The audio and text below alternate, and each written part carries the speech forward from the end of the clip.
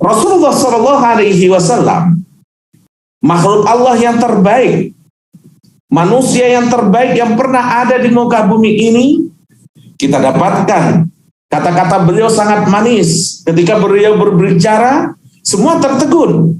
Ketika beliau memberikan nasihat, kata para sahabat, wa'adona, Rasulullah memberikan nasihat kepada kami sehingga air mata kami bercucuran. Orang yang ketemu dengan Rasulullah langsung tertarik dengan kepribadian beliau. Nah, seorang ibu yang melalaikan dirinya tidak akan ada kemampuan untuk memberikan rasa tertarik, rasa mempengaruhi, itu akan hilang darinya. Inilah yang insya Allah akan kita bahas pada kesempatan kali ini. Apa yang salah dengan profil ibu seperti yang kami gambarkan tadi? Apa yang salah dengan ketika seorang ayah, seorang ibu sangat mudah marah, teriak, marah ke anak-anaknya? Apa yang salah? Dan apa yang salah ketika seorang ibu sampai angkat tangan? Udah saya nyerah Ustaz, gak mampu lagi untuk mendidik anak saya. Nah, kawan-kawan sekalian, hal ini bermuara kepada satu hal, yaitu habisnya bahan bakar, habisnya energi seorang ibu, seorang ayah, seorang guru di dalam mendidik anak-anaknya atau anak-anak didiknya. Ketika seorang ibu kehabisan bahan bakar, maka dia seperti mobil mogok. Tidak bisa jalan lagi, tidak bisa bermanfaat lagi. Ketika mobil mogok, dia tidak bisa digerakkan. Ketika mobil mogok, AC yang bisa memberikan rasa nyaman, yang bisa memberikan rasa dingin, rasa sejuk kepada penumpangnya, ketika mobil itu mogok karena kehabisan bensin, maka mobil itu akan sangat tidak nyaman sekali. Mobil itu akan panas, mobil itu akan sumpek, orang malas untuk dekat dengan mobil itu apalagi ada di dalamnya. Seperti itulah kalau seorang ibu kehabisan energi, kehabisan bahan bakar dalam mendidik anak-anaknya, maka tidak ada yang bisa dekat dengan dia. Rasa nyaman, rasa teduh, rasa dingin, semua akan hilang karena energinya sudah habis. Nah, bagaimana cara untuk mengisi bahan bakar di dalam ilmu parenting kita? Nah, ini insya Allah hal-hal yang akan kita bahas pada kesempatan kali ini. Pada pertemuan yang lalu, ketika kita berbicara tentang sifat bijaksana di dalam mendidik anak, orang yang bijaksana itu harus memiliki 3 unsur. Yang pertama, tawakko. Dia harus memiliki bayangan, memiliki harapan. Lalu yang kedua, dia harus memiliki tawazun, keseimbangan. Kami sampai bacakan ayat kemarin tentang doa di dalam surat Al-Baqarah, di mana Allah mengajarkan kepada kita untuk meminta dunia dan akhirat. Gak boleh hanya minta dunia, sebagaimana gak boleh juga cuma meminta akhirat. La rohbaniyata fil Islam, gak ada kerahiban di dalam Islam.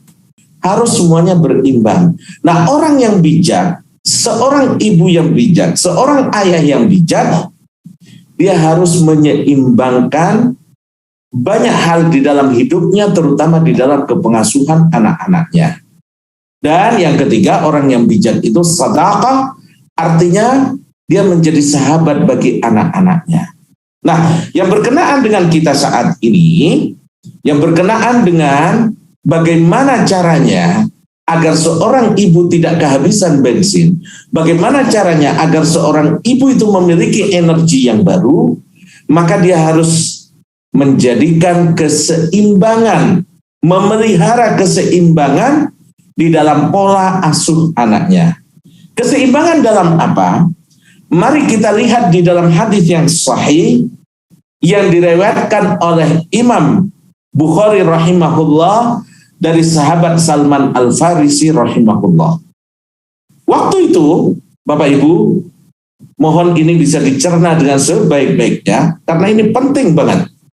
Dan betapa banyak di antara kita yang tidak menjaga keseimbangan dalam hidup kita, walaupun dengan dalih untuk agama. Jadi waktu itu Salman Al-Farisi nginap di rumahnya Abu Dzar Al-Ghifari. Begitu masuk, istrinya Abu Dzar itu pakai pakaian yang ala kadarnya, compang-camping. Salman tanya, dan beliau masih keluarga dengan Abu Dzar. Beliau tanya, apa ini? Apa yang terjadi denganmu, wahai istri Abu Dzar?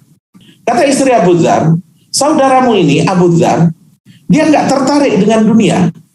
Jadi Bapak Ibu, Abu Dzar sahabat yang sangat luar biasa sekali. Tapi beliau dilarang untuk memegang kekuasaan oleh Rasulullah SAW karena beliau punya titik lemah, punya kepribadian yang lemah. Beliau meninggalkan dunia. Jadi jangan menganggap bahwa kalau kita meninggalkan dunia itu bagus untuk akhirat kita. Enggak. Islam, Rasulullah, Al-Quran mengajarkan kepada kita keseimbangan. Istri Abu Dzar mengatakan, saya nggak perlu berhias. Wong saudaramu itu nggak tertarik dengan urusan dunia. Setelah itu Abu Dzar datang membikinkan makanan untuk Salman. Lalu Salman bilang, ayo makan bareng. Kata Abu Dzar, nggak bisa, saya lagi puasa. Dipaksa oleh Salman, kamu harus buka puasa bareng saya. Akhirnya batal puasanya.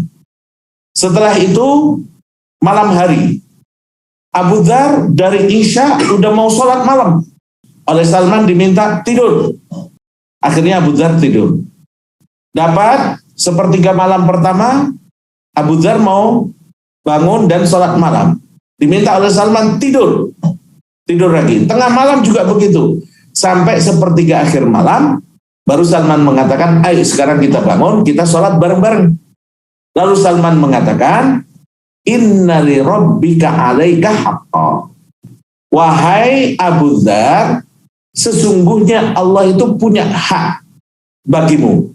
Hak kita beribadah, hak kita menyembah, hak kita mengabdi kepada Allah, berjuang di jalan Allah. Allah punya hak. Dan disinilah seorang ibu, dia harus menjadikan hak Allah paling tinggi. Kita semua, bapak, ibu, orang tua, guru, harus menjadikan hak Allah sebagai hak yang paling tinggi. Anak-anak itu bisa menjadi fitnah. Allah sudah menyatakan, sesungguhnya ada di antara putra-putrimu, hartamu fitnah. Yang menjadi fitnah bagi kalian, bisa menjadi musibah. Maka kalau sampai ada seorang ibu menjadikan dirinya lupa kepada Allah karena sibuk mengurus anak-anaknya, maka ini tidak bisa dibenarkan. Ini bukan pola asuh yang benar. Dalam hadis Salman tadi yang diriwayatkan oleh Imam Bukhari, inna li rabbika alaika haqqa. Sesungguhnya Tuhanmu memiliki hak atasmu. Gak boleh kita mendidik anak sibuk nyiapkan misalkan makan mereka, sibuk nyiapkan misalkan masak untuk mereka, minum mereka, pakaian mereka, sampai sholat kita tertunda-tunda. Anak kita mau berangkat sekolah, terus kita belum sholat subuh, sibuk masak, sibuk ini, sampai mau terbit matahari belum sholat. Ini nggak boleh Bapak Ibu sekalian. Jadi kita harus punya prioritas bahwa hak pertama adalah milik Allah Subhanahu wa Ta'ala. Dan ini nggak ada tawar-menawar. Kalau haknya Allah, milik Allah.